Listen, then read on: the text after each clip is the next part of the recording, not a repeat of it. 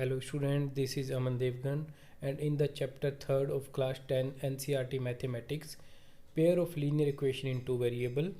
Today we are going to discuss about the exercise introduction of 3.2 and in this video today we are going to discuss about the graphical method of solution of linear pair of equation. किस तरीके से graphical method से हम linear pair of equation का solution find out करेंगे वो हम इस वीडियो में लर्न करेंगे।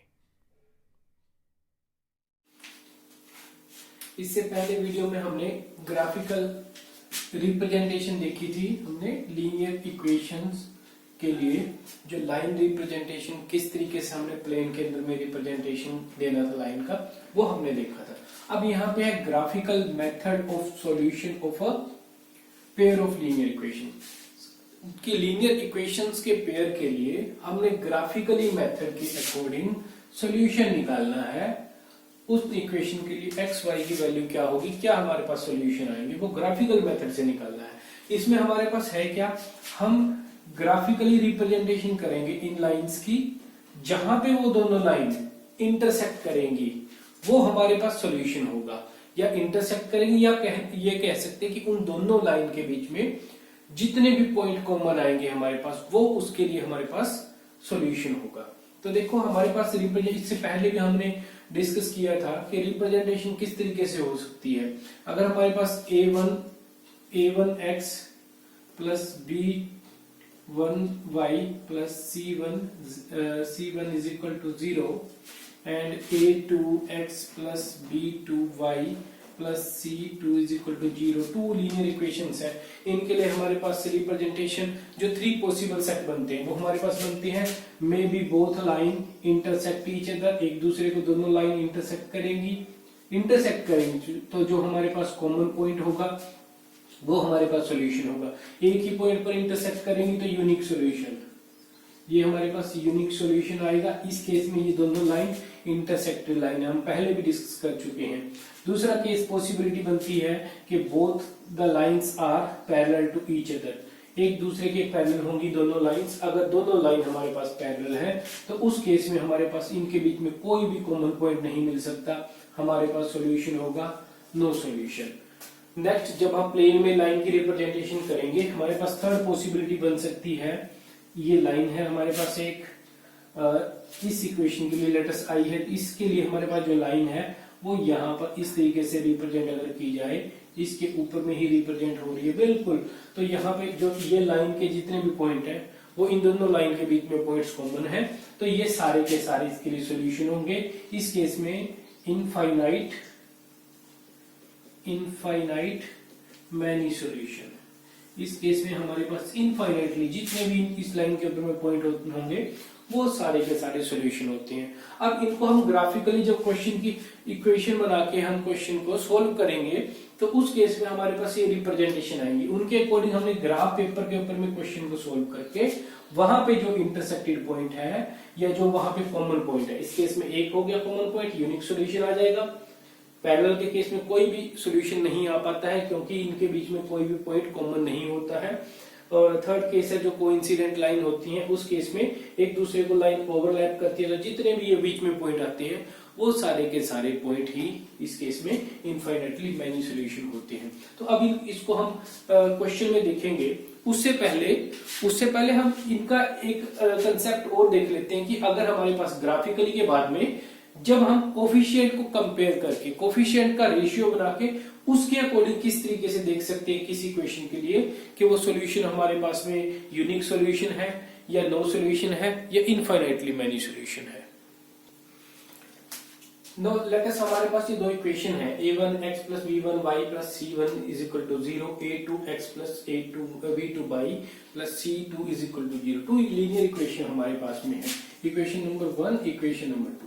अब हम इनके कोफिशिएंट को अगर लें a1 a2 b1 b2 c1 c2, अगर इनके कोफिशिएंट का x के कोफिशिएंट, y का कोफिशिएंट और z यानी कि जो हमारे पास यहाँ पे कॉमन है, z नहीं है, यहाँ पे जो कांस्टेंट टर्म है उसको हम लेते हैं, तो इनको लेकर अगर हम एक रेशियो प्रिपेयर करें किस तरीके से, a1 over a2, b1 over b2, c1 over c2, ये हमने 3 रेशियो यहाँ से फॉर्म किए हैं, तो इनके बेसिस पर, इन रेशियो के बेसिस पे, यानी कि जो वेरिएबल के साथ में जो हमारे पास ये रेशियो थे, इन जो हमारे पास ये कोफिशिएंट थे, कोफिशिएंट का रेशियो लिया है, उन कोफिशिएंट के रेशियो के बेस पे हमने इनका सोल्यूशन देखना है। इनफाइनाइटली मैनी सोल्यूशन होगा कि नो सोल्यूशन होगा कि यूनिक सोल्यूशन होगा। देखो किस तरीके से फाइंड आउट करेंगे।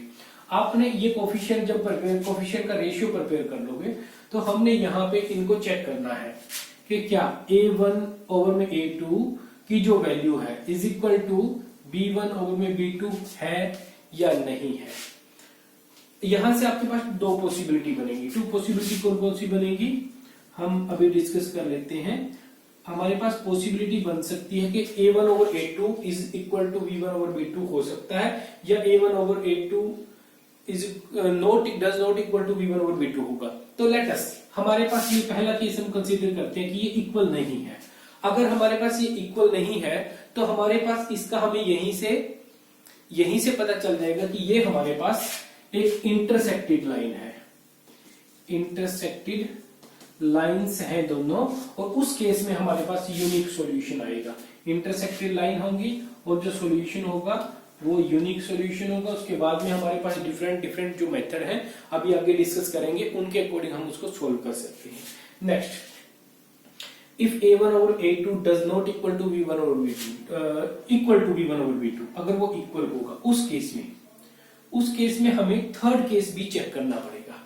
हमें थर्ड केस c1 और c2 भी चेक करना पड़ेगा। तो अब यहां से c1 और c2 या तो इक्वल हो सकता है या मे बी इक्वल ना हो। दो पॉसिबिलिटी यहाँ पे भी बनती हैं। तो यहाँ पे जो टू पॉसिबिलिटी बनती है उनके अकॉर्डिंग अगर हम डिस्कस करें कि लेट अस ये c1 और c2 इसके इक्वल है, अगर ये इक्वल है तो उस केस में हमारे पास जो लाइन होगी वो दोनों ही लाइन कोइंसिडेंट, ये हमारे पास कोइंसिडेंट लाइंस होंगी, मतलब कि एक दूसरे को ओवरलैप कर रही होंगी। और इस केस में भी हमारे पास में सॉल्यूशन क्या आएगा, इनफाइनाइटली या इनफाइनाइट मैनी सॉल्यूशन। ये हमारे पास में इसका सॉल्यूशन आ जाएगा। जो भी हमारे पास मेथड है उसके अकॉर्डिंग हम सोल्व कर लेते हैं, आपके वैल्यू निकालेंगे। नेक्स्ट थर्ड केस, अगर a1 over a2 is equal to b1 over b2 था और उसके साथ में हमारे पास जो थर्ड हमने रेशियो कंपेयर किया वो इक्वल नहीं हो, अगर ये इक्वल ना हो उस केस में हमारे पास ये दोनों ही लाइन जो हैं वो दोनों ही पैरेलल लाइंस होंगी, पैरेलल लाइंस हमारे पास आएंगी। और इस केस में आपके पास में नो सॉल्यूशन, कोई भी सॉल्यूशन पॉसिबल नहीं हो पाता इस केस में। तो अब इन केस के अकॉर्डिंग देखो, यहाँ पे हमारे पास में यूनिक सॉल्यूशन एग्जिस्ट कर रहा है, एक यूनिक सॉल्यूशन है, मींस सॉल्यूशन तो आ रहा है। नेक्स्ट केस में इनफाइनाइटली मैनी सॉल्यूशन, यहाँ पर बहुत सारे सॉल्यूशन है, डिपेंड करती है वैल्यू एक दूसरे पर या किसी तरीके से वेरिएबल पे वैल्यू डिपेंड करती है, उसके अकॉर्डिंग में हमारे पास में सॉल्यूशन आते हैं। नेक्स्ट केस में कोई सॉल्यूशन नहीं आ रहा। अब जिन केस में हमारे पास सॉल्यूशन आएंगे वो ये टू केस है, इंटरसेक्टेड लाइन और कोइंसिडेंट लाइन। जिन केस में हमारे पास सॉल्यूशन एग्जिस्ट करते हैं वो हमारे पास होते हैं कंसिस्टेंट पेयर ऑफ इक्वेशन, वो हमारे पास होंगे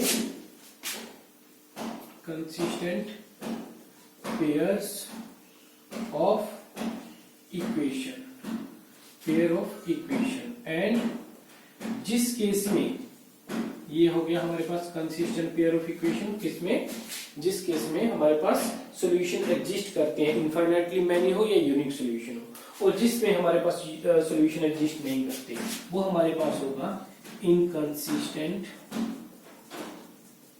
pair of equations.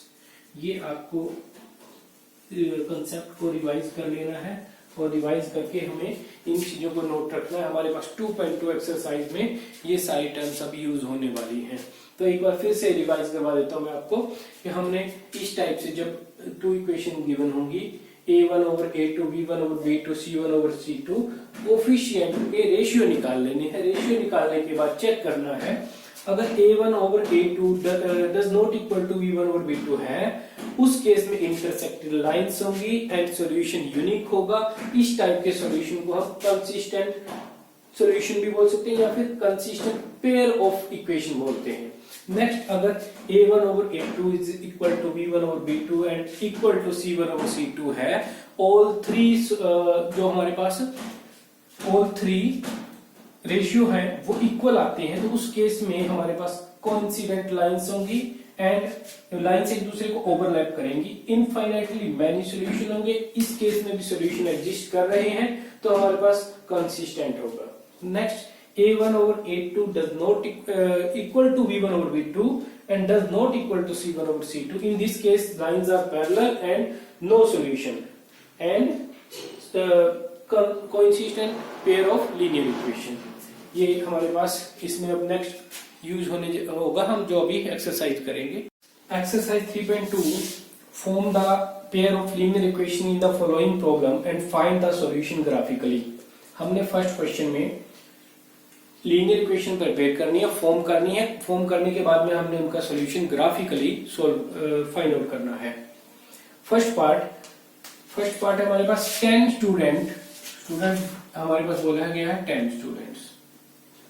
10 students of class 10 take part in a mathematics quiz if the number of girls is 4 more than the number of boys. देखो टोटल स्टूडेंट 10 है, उसमें गर्ल्स भी हैं और boys भी हैं।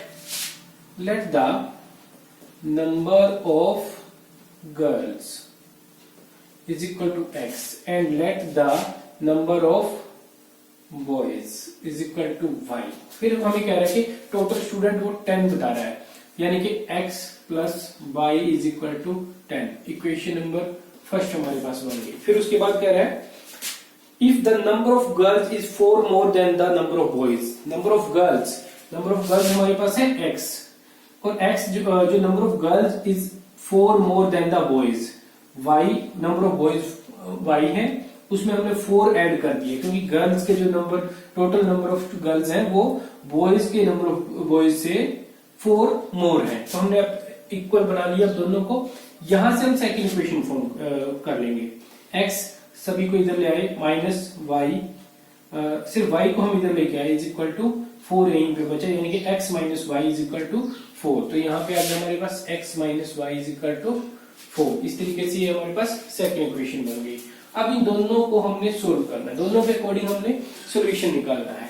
जब हम ग्राफिकली सॉल्यूशन निकालते हैं तो ग्राफिकली रिप्रेजेंटेशन के लिए हम हर इक्वेशन में से एटलीस्ट 2 पॉइंट हम देखते हैं जहां पर x और y की डिफरेंट वैल्यू होती है। तो उसके लिए हम यहाँ पे फर्स्ट इक्वेशन में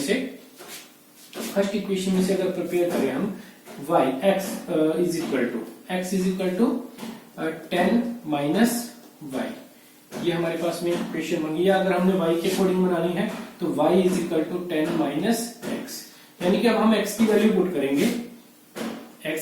पुट करेंगे और हमारे पास y की वैल्यू आ जाएगी। Let us x is equal to कुछ भी होगा तो उसके अकॉर्डिंग y क्या आएगा, x इज इक्वल टू 1। अगर हमने x is equal to 3 put किया then y is equal to 10 minus x। तो यहाँ पे हम पुट कर देते हैं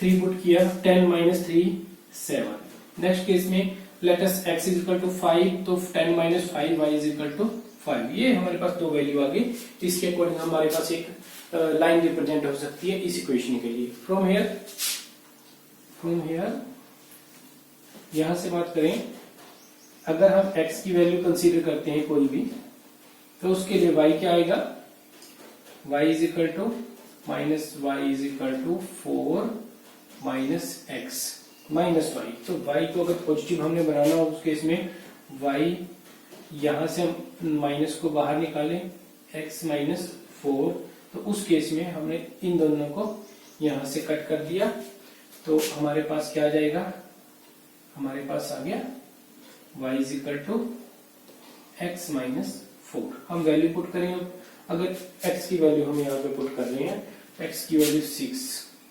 ये भी ध्यान रखना है आपको, x की वैल्यू 4 से ग्रेटर ही पुट करनी पड़ेगी। अगर हम लेस करते हैं तो उस केस में ये वैल्यू y की नेगेटिव आएगी। गर्ल्स की बॉयज का नंबर ऑफ बॉयज नेगेटिव में पॉसिबल ही नहीं हो पाएगा। 6 x is equal to 6 minus 4 2। अगर बॉयज x की वैल्यू 6 है तो उस केस में y की वैल्यू 2 है। If x is equal to 8, y is equal to 4।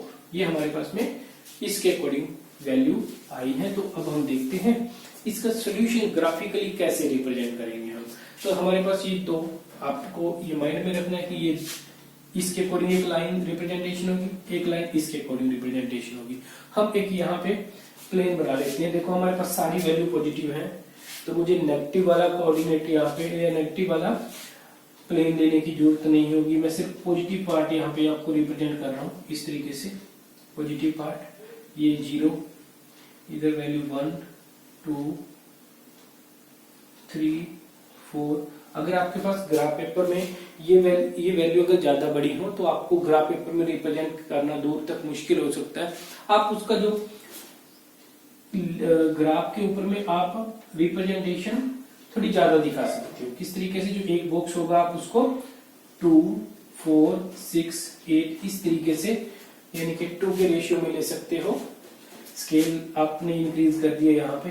Similarly 2 4 6 8। अब हमारे पास ये वाली वैल्यू भी पॉजिटिव है, ये वाली वैल्यू भी पॉजिटिव है। ये x एक्सिस और ये y axis. Now first of all for this equation x is equal to 3, where is 3? 2 है तो ये यहाँ पे बीच में 3 होगा। तो हमारे पास में ये जो स्ट्रेट लाइन जा रही है यहाँ पे वैल्यू 3 होगी। y is equal to 7, y is equal to 7। देखते हैं कहाँ पे होगा y इज इक्वल टू 7। इन 6 और 8 के बीच में हमारे पास यहाँ पे y इज इक्वल टू 7। तो ये हमें एक पॉइंट मिला। पॉइंट कौन सा है? 3, पहले x की रिप्रेजेंटेशन फिर y की, 3 एंड 7। ये पॉइंट हमें यहाँ पे मिल गया 3 7। Next 5 x is equal to 5। ये 5 हमारे पास यहाँ पर हमने रिप्रेजेंट कर दिया।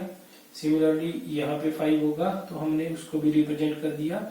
ये वैल्यू हमारे पास 5 5। उसके बाद क्या करेंगे, हम स्केल रखेंगे। स्केल के साथ में इन दोनों पॉइंट को ज्वाइन कर देंगे और ये हमारे पास में लाइन की रिप्रेजेंटेशन आ गई इस केस के लिए। तो हमारे पास यहाँ पे लाइन की ये रिप्रेजेंटेशन हो जाएगी। उसके बाद नेक्स्ट आपने एक चीज और करनी है। यहाँ पे ये इक्वेशन यहाँ पे आप राइट डाउन कर दोगे, x plus y is equal to 10। ये नोट कर दिया हमने यहाँ पे। उसके बाद हमने सेकेंड इक्वेशन का लाइन प्रिपेयर करना है, यहाँ पे फॉर्म करना है। 6 and 2, x is equal to 6, y is equal to 2, x is equal to 6, y is equal to 2, 6, ये हमारे पास 6 हो गया, y is equal to 2, ये हमारे पास में यहाँ पे y is equal to 2 आ गया है। ये वाला पॉइंट हो गया हमारे पास 6 and 2। Next is 8 and 4, x is equal to 8 and 4, ये हमारे पास 8, ये हमारे पास इस तरीके से यहाँ पे 4, ये वाला पॉइंट हमारे पास आ गया। तो इसके अकॉर्डिंग अब हम इन दोनों पॉइंट को भी ज्वाइन कर देते हैं। दोनों को ज्वाइन किया, इस तरीके से एक लाइन की रिप्रेजेंटेशन हमें मिलेगी। अब हमने देखना है ये कहाँ पर इंटरसेक्ट कर रहे हैं एक दूसरे को। यहाँ पर एक पॉइंट मिल रहा है हमें जहाँ पे इंटरसेक्ट कर रही है दोनों लाइन। यहाँ पर वैल्यू अगर हम देखें तो ये हमारे पास यहाँ पर 7 वैल्यू आ रही है x की, 7। और इस केस में इधर देखें हम, यहाँ पर हमारे पास में 3 वैल्यू आ रही है, यानी कि y इज इक्वल टू 3 आ रहा है and x is equal to हमारे पास 7 वैल्यू आ रही है। इस तरीके से हमारे पास ग्राफिकली सॉल्यूशन फाइंड आउट होंगे। तो हम इसका आंसर दे देंगे x इज इक्वल टू 7। इसके साथ में लिख देंगे नंबर ऑफ गर्ल्स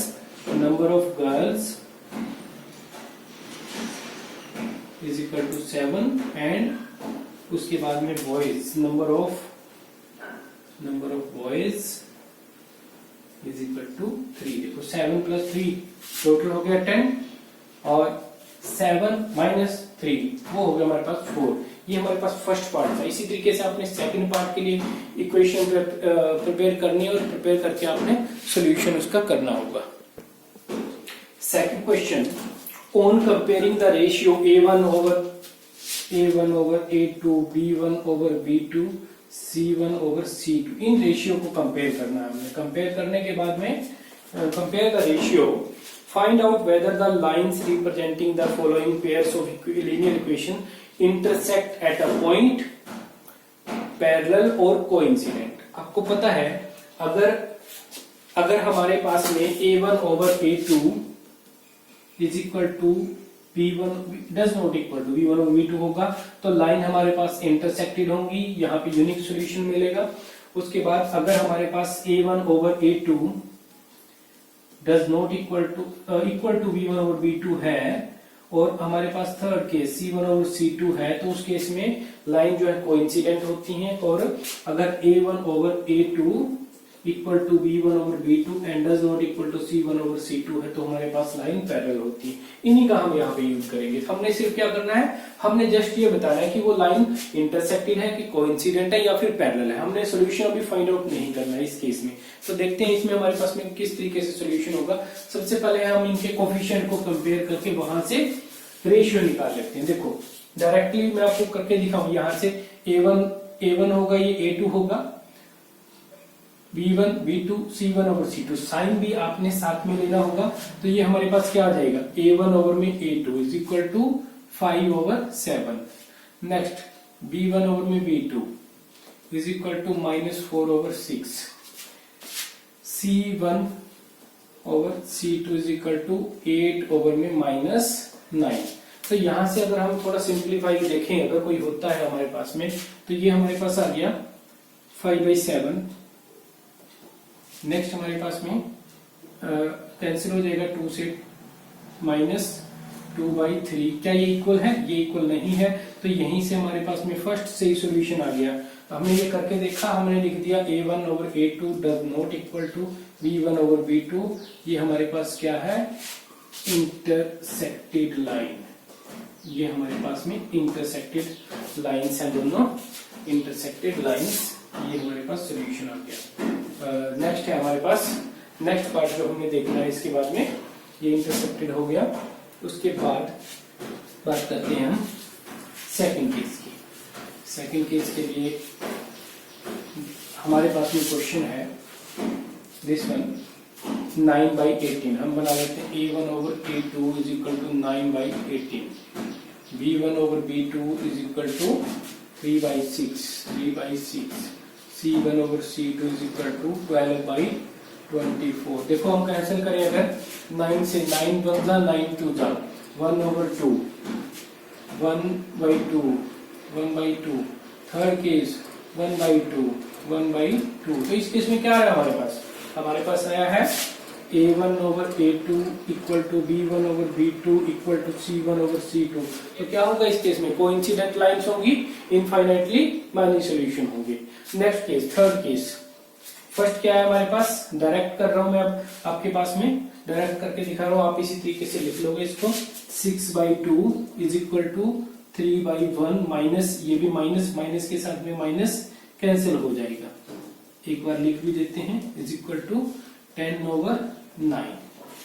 हमने चेक किया, हमने यहां से चेक किया, कैंसिल होके 2 से कैंसिल होके 3 and 1, 3/1 is equal to, negative से नेगेटिव कैंसिल, 3/1।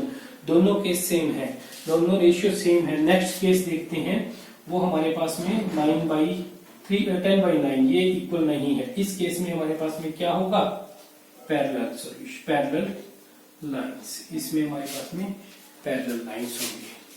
ये इस तरीके से इसके ऑल 3 पार्ट्स थे हमारे पास। Question number 3, on comparing the ratio a1 over a2, v1 over v2, c1 over c2।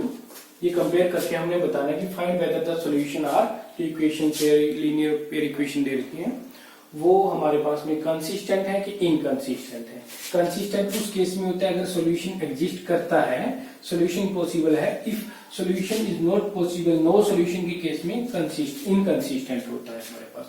तो चेक करते हैं रेशियो। सबसे पहले a1 ओवर a2 हमारे पास में हो जाएगा a1 over a2 is equal to 3/2, b1 over b2 is equal to 2/-3 and c1 over c2 is equal to 5/7। तो हमने यहाँ से चेक किया, first of all a1 over a2 is equal to, हमारे पास है a1 ओवर a2 3/2 और इसके साथ में हम देखते हैं 2/3 माइनस में, ये दे रखा है हमारे पास b1 ओवर b2। क्या ये इक्वल है, ये इक्वल नहीं है। तो यहाँ से हमारे पास क्या आ गया, a1 over a2 does not equal to b1 over b2। ये इंटरसेक्टेड है, इंटरसेक्टेड लाइन है, आपको पता है इंटरसेक्टेड लाइन के केस में हमारे पास क्या होता है, हमारे पास कोइंसिस्टेंट, हमारे पास क्या सॉल्यूशन आएगा, कंसिस्टेंट सॉल्यूशन हो गया ये, या consistent lines, pair of lines, ये हमारे पास कंसिस्टेंट पेयर ऑफ लाइंस हैं। इसके बाद नेक्स्ट एक क्वेश्चन और देखते हैं इसी के टाइप का, पार्ट नंबर 3। यहाँ पे फ्रैक्शनल दे रखे हैं इसलिए मैंने ये पार्ट चूज किया है, आप लोगों को अच्छे तरीके से समझ में आ जाएगा। तो इसको सोल्व करते हैं। यहाँ पे देखें तो हमने सिंपली क्या करना है, a1 ओवर a2 लिखना है हमने। हम क्या करेंगे 3/2 ओवर 9, थोड़ा सिंप्लीफाई करें, 3/2 इंटू में 9, 3 से ये कैंसल, इज इक्वल टू 1/3। ये आ गया हमारे पास a1 over a2 is equal to 1/3। b1 over b2 वो हमारे पास क्या होगा 5/3/10। तो ये क्या बन गया 5/3 इंटू 10, 5 से 2 ये हो गया हमारे पास। तो यहाँ पे हमारे पास था 2 इंटू में 3, 6 1/6। नेक्स्ट केस में सिमिलरली ये क्या आ गया b1 over b2 is equal to 1/6। Third case में हमारे पास है, थर्ड केस में हमारे पास 7 and 14, 7/14 कैंसिल होके 1/2, यानी कि c1 over c2 is equal to 1/2। इस केस में देखो a1 over a2 equal to है b1 ओवर b2 के, लेकिन c1 ओवर c2 के इक्वल नहीं है। तो यानी कि ये हमारे पास जो है a1 over a2 b1 over b2 के इक्वल है, लेकिन c1 ओवर c2 के इक्वल नहीं है। तो इस केस में क्या होगा हमारे पास में पैरेलल लाइंस, ये लाइंस जो हैं वो हमारे पास में पैरेलल लाइंस होंगी। पैरेलल लाइन के केस में क्या होता है हमारे पास, पैरेलल लाइन के केस में हमारे पास में कंसिस्टेंट, क्योंकि कोई सॉल्यूशन पॉसिबल नहीं हो पाएगा तो वो इनकंसिस्टेंट पेयर ऑफ इक्वेशंस, ये हमारे पास में इसका सॉल्यूशन हो गया इनकंसिस्टेंट पेयर ऑफ सॉल्यूशन। इस तरीके से आपने इसके बाकी पार्ट भी सोल्व कर लेने हैं। इसके बाद हम फोर्थ पार्ट को देखते हैं। Next question number 4, which of the following pair of equations are consistent. इनमें से कौन सी पेयर ऑफ इक्वेशन हमारे पास में कंसिस्टेंट है। अभी हमने फर्स्ट पार्ट लिया है सिर्फ इफ कंसिस्टेंट है क्या इनकंसिस्टेंट है वो बताना है। उसके बाद में इफ अगर वो हमारे पास में कंसिस्टेंट है, यानी कि सॉल्यूशन अगर पॉसिबल है इनफाइनाइटली मैनी या फिर unique solution, obtain solution graphically, उस केस में ग्राफिकली सॉल्यूशन हमने दिखाना होगा। तो देखो सबसे पहले x plus y is equal to 5 हमारे पास गिवन है। In this case a1 is equal to 1, b1 is equal to 1, c1 is equal to 5, a2 is equal to 2, b2 is equal to 2, c2 is equal to 10। देखिए हम यहाँ से ratio बनाए, ratio बनाने पर हमें क्या मिल रहा है a1 over a2 is equal to b1 over b2, ये कैंसिल होके 1/2 आ जाएगा, is equal to c1 over c2। इस केस में क्या होगा हमारे पास में, हमारे पास होता है कंसिस्टेंट। और आप इसको इस केस में जब ऑल 3 इक्वल है, वैसे कोइंसिडेंट है, कोइंसिडेंट के केस में हमारे पास ऑल इनफाइनाइटली मैनी सॉल्यूशन होंगे इस केस में, और कंसिस्टेंट होगा तो इनफाइनाइट मैनी सॉल्यूशन। तो क्या होगी, लाइन एक दूसरे को ओवरलैप करेंगी। आप इसकी रिप्रेजेंटेशन दोगे तो दोनों केस में आप पहले इसके उसी तरीके से हमने इसको फॉर्म कर लेना है। यहाँ से फॉर्म करेंगे हम कैसे, x है तो y के लिए क्या वैल्यू आएगी, तो किस तरीके से आएगी, यहाँ से देखें ये आएगा हमारे पास में x plus y is equal to 5, y is equal to 5 minus x कर दिया हमने। Let x is equal to 2, y की वैल्यू क्या आ जाएगी 3 आ जाएगी। Let x is equal to 1, y की वैल्यू क्या आ जाएगी 4 आ जाएगी हमारे पास में। तो इस तरीके से ग्राफिकली सॉल्यूशन, ग्राफिकली एक पॉइंट मिल गया हमें, इसको हम एक ग्राफ के अंदर में रिप्रेजेंट कर लेंगे, एक लाइन मिल जाएगी हमें। उसके बाद में इस केस में से 2x plus 2y is equal to 10 ये लिया हमने। यहाँ से हम y को करते हैं 2y is equal to 10 minus 2x, 2 common ले लिया यहाँ से, कॉमन लेने के बाद में y इज इक्वल टू 2 यहाँ से भी कॉमन, 5 माइनस x, ये इसके साथ कैंसिल, वही इक्वेशन आ गई जो पहले वाले केस में थी। तो हमारे पास आ गया y is equal to 5 minus x। Solution बनाते हैं, इनसे सेपरेट पॉइंट ले लेंगे, सेम नहीं लेंगे, हम अलग ले लेंगे डिफरेंट करते हुए x y। तो x के केस में हमारे पास क्या है, यहाँ पर हमने यहाँ पे x की वैल्यू लेटेस्ट पुट की 3, तो y की वैल्यू 2 आ रही है हमारे पास, और x की वैल्यू अगर हम 4 पुट करें तो उस केस में y की वैल्यू 1 आ रही है। इन दोनों को ग्राफ बना के ग्राफ के अंदर में रिप्रेजेंट कर देना, दोनों ही लाइन एक दूसरे को ओवरलैप करते हुए आएंगी। इस केस में हमारे पास में इसका सोल्यूशन हम दिखा देंगे, इनफाइनाइटली मैनी सोल्यूशन। तो नेक्स्ट इसके बाद में नेक्स्ट पार्ट देखते हैं इसी क्वेश्चन का। नेक्स्ट हमारे पास part number 2, x minus Y is equal to 8। यहाँ से हम फॉर्म करें y x 8 को इधर लाए, x minus 8 is equal to y, यानी कि अगर हम यहाँ पर वैल्यू पुट करें x के लिए तो y इज इक्वल टू हमारे पास होगा x माइनस 8 के according, let x is equal to 2, y is equal to 6, x minus 2 is 6, x is equal to 3, then y is equal to 5। ये हमारे पास में लेकिन ये तो हमने बाद में करना होगा, हमने पहले तो ये चेक करना है कि वो इनकंसिस्टेंट है कि कंसिस्टेंट, पहले तो हम यही चेक करेंगे और उसके लिए हमें रेशियो कंपेयर करने होंगे। तो रेशियो कंपेयर करते हैं हम यहाँ से, a1 over a2 is equal to 1 over 3, b1 over b2 minus 1 over minus 3, c1 over c2 8 over 16। यहाँ से हमारे पास वैल्यू आई 1/3, इसमें से 1/3, इसमें से भी 1/3 आ रही है, नेगेटिव के साथ नेगेटिव कैंसिल हो जाएगा, ये दोनों इक्वल हैं। थर्ड केस 1/2, ये इक्वल नहीं है, ये इक्वल नहीं है, तो इस केस में a1 over a2 equal to b1 over b2 and does not equal to c1 over c2। इस केस में क्या होता है हमारे पास, इनकंसिस्टेंट, और इनकंसिस्टेंट के लिए हमने सोल्यूशन फाइंड करना ही नहीं है, कर ही नहीं सकते, तो ये हमारे पास यहीं पे क्वेश्चन खत्म हो जाएगा। फिर में आप करते हुए आप ये सर्कल इस तरीके से नहीं बनाओगे, यहाँ पे कुछ भी आपने इसको नेक्स्ट स्टेप में लिखना है, मैंने आपको समझाने के लिए यहीं पर करके दिखा दिया था। तो आप इसको चीज को नेक्स्ट वाले में करके दिखाओगे, फिर आपके पास में इसका सोल्यूशन पूरी तरीके से आपका क्वेश्चन